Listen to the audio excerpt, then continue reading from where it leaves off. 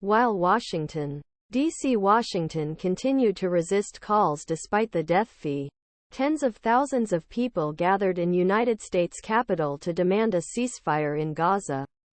On Saturday, demonstrators at the Washington, D.C. led U.S. President Joe Biden their anger and accused him of giving him genocide against Palestinians. Biden, you cannot hide. We blame you of genocide, the protesters said.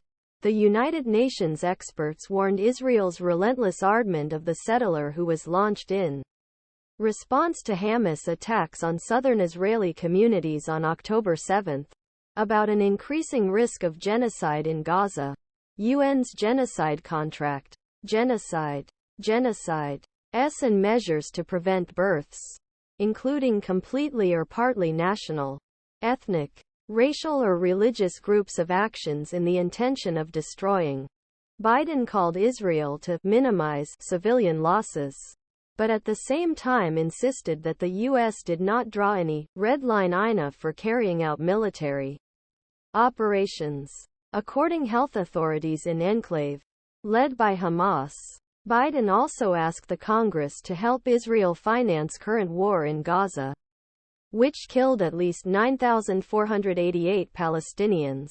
At the rally on Saturday, many protesters called for the United States to help Israel. A few blocks reached to Freedom Plaza near the White House and a few blocks towards U.S. Capitol. Al Jazeera spoke to most of the protesters.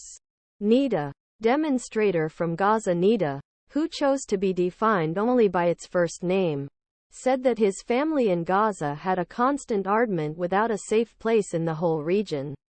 Stop this genocide in Gazze. This is the number one message we send today, and I hope our government listens to us.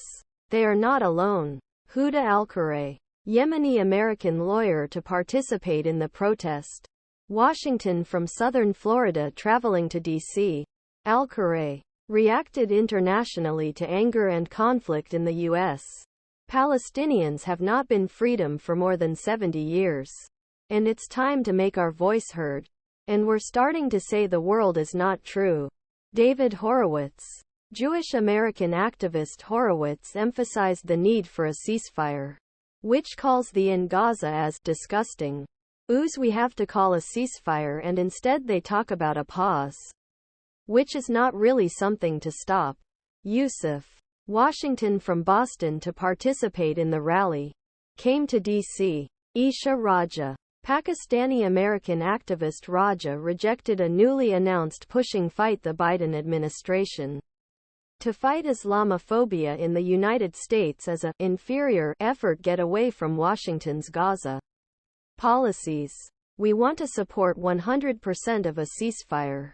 Maria Habib, Lebanese-American demonstrator Habib, who was wearing a traditional Palestinian dress known as Thobe, said that he had difficulty cope with the war and that the savagery in Gaza was graphic. He has no more votes me from my family or anybody. Siham Alfred, Nakba survivor during the establishment of Israel in 1948. Siham Alfred, who was forced from his home as a child.